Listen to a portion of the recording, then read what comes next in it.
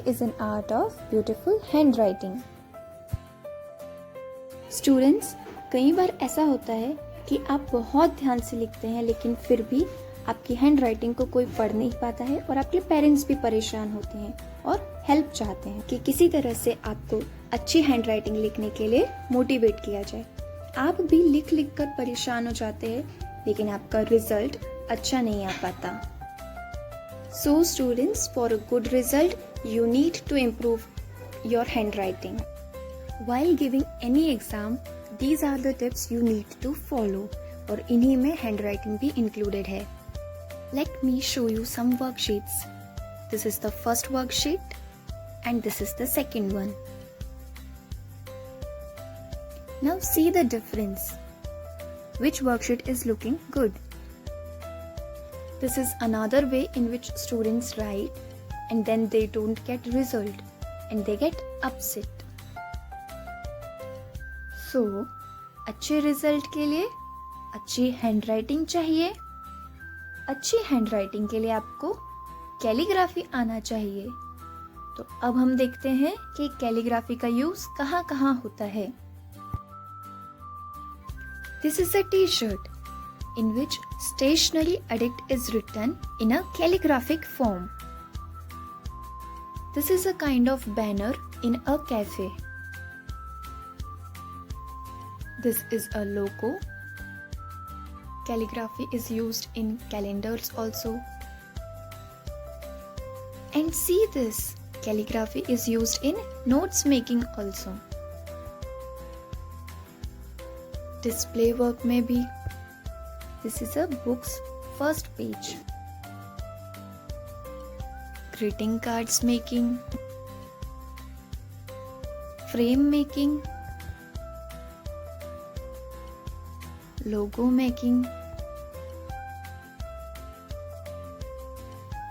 design developing,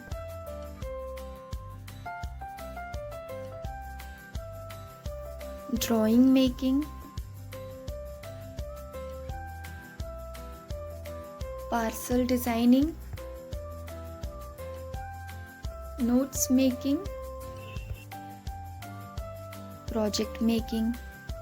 In project, you can draw borders or you can decorate first page with the use of calligraphy. See, this looks so beautiful. It is written in calligraphic form. This is a quote written in calligraphic form. This is a decorated map of a marriage. In market, calligraphy is used a lot in commercial works like wedding card making, greeting cards making. यहाँ तक कि certificate writings में भी calligraphy का use होता है. You can see this students. Envelope writing से लेकर के wall designing तक में भी calligraphy का use हुआ है. So it is very important to have a good handwriting. You know students, a good handwriting leaves a good impression. ये impression आप किसी भी एग्जाम में भी बना सकते हैं, किसी प्रेजेंटेशन को देने में या किसी प्रोजेक्ट वर्क में भी बना सकते हैं. We will not start learning calligraphy with direct alphabets. First we will learn some strokes and some basic information about calligraphy. Usually you sharp your pencil like this. This is the pointed pencil which you use always. But in calligraphy we can't use a pointed pencil. So we have to make our DIY calligraphic pencil. This is the way in which you can peel off the pencil and you can make a calligraphic pencil. But students, आपको pencil को peel off नहीं करना है. You have to take help of your parents. इस pencil का use normal pointed pencil से बहुत ही different होता है. जब आप calligraphic pencil से लिखेंगे तो एक साइड से लिखने पर ब्रॉड स्ट्रोक्स आएंगे और दूसरी साइड से लिखने पर थिन स्ट्रोक्स आएंगे. सो इस सेशन में आपको यही सिखाएंगे कि ब्रॉड स्ट्रोक आपको कब लगाना है, थिन स्ट्रोक आपको कब लगाना है, कौन से एंगल पे हमें पेंसिल को रखना है, इस पेंसिल से थिक स्ट्रोक और थिन स्ट्रोक लगाने के लिए आपको बहुत प्रैक्टिस करनी होगी। मेनली हम 3 टाइप्स के स्ट्रोक्स की प्रैक्टिस करेंगे। पॉइंटेड पेंसिल से आप इस तरीके से हमेशा लिखते हैं। पॉइंटेड पेंसिल हमेशा थिन स्ट्रोक्स देती है, लेकिन अब हम कैलीग्राफिक पेंसिल से स्ट्रोक्स बनाना सीखेंगे। ये देखिए, इस तरीके से होल्ड करने पर ये थिन स्ट्रोक्स देगी। Now we will change its angle and see it is giving thick strokes. So pencil hold करने से लेकर के ये स्ट्रोक्स देने तक आज हम इस सेशन में प्रैक्टिस करेंगे। So you have to keep this in mind. From the broad side you will get thick strokes and from this narrow side you will get thin strokes. Hand pressure also plays an important role while writing. Before starting the alphabets, आपको ये पता होना बहुत ज़रूरी है और ये सीखना बहुत ज़रूरी है कि हमें पेन को कैसे होल्ड करना है और कितना प्रेशर दे करके हमें स्ट्रोक्स बनाने हैं। आपको पता है बच्चों, कैलीग्राफी में थिक स्ट्रोक्स और थिन स्ट्रोक्स के अलावा कर्व स्ट्रोक्स भी होते हैं। ये देखिए, तो आज हम इसकी भी प्रैक्टिस करेंगे।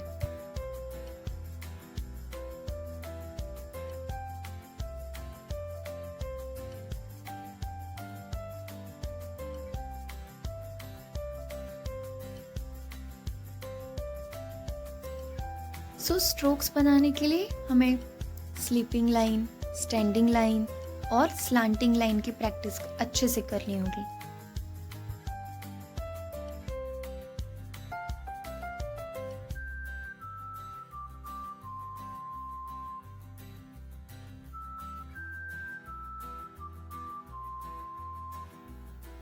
We will need a square box copy like this for practicing these slanting lines. Slanting line के लिए हमें diagonally दोनों corners को join करना होगा like this. Straight stroke के लिए हमें ऊपर की लाइन को नीचे वाली लाइन से join करना होगा। See this? इसे डाउन स्ट्रोक भी कहते हैं और जब हम ऐसे नीचे से ऊपर की तरफ स्ट्रोक बनाते हैं तब हम इसे अप स्ट्रोक के नाम से भी कहते हैं। Now for sleeping line, we have to join both the side lines of the box like this. These are sleeping line. This is the thick standing line or we can say thick down stroke. And this is thin standing line. Again see this. This is thin standing line or we can say it thin down stroke. बच्चों को इस बात का knowledge होना बहुत ज़रूरी है कि हमें थिन स्ट्रोक और थिक स्ट्रोक का यूज़ करके standing line, sleeping line, slanting line कैसे बनाना है। नेक्स्ट सेशन में जब हम अल्फ़ाबेट्स सिखाएंगे तो हम पहले उन्हें थिक स्ट्रोक से अल्फ़ाबेट्स को कैसे बनाना है वो सिखाएंगे, लेकिन उसके पहले हमें अभी कर्व स्ट्रोक्स भी सीखना है।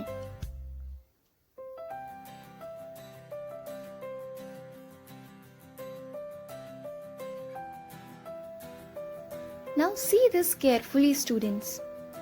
हम कैसे कर्व दे रहे हैं।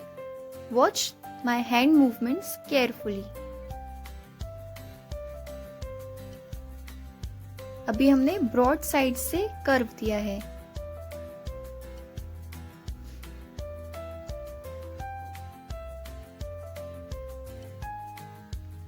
कर्व स्ट्रोक्स की प्रैक्टिस आपको बहुत अच्छे से करनी होगी। Again see this, see the hand movement.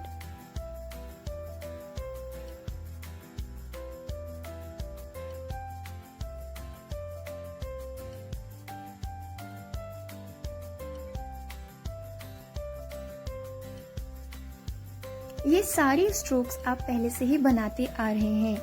Curve stroke भी आपने पहले बनाए हैं।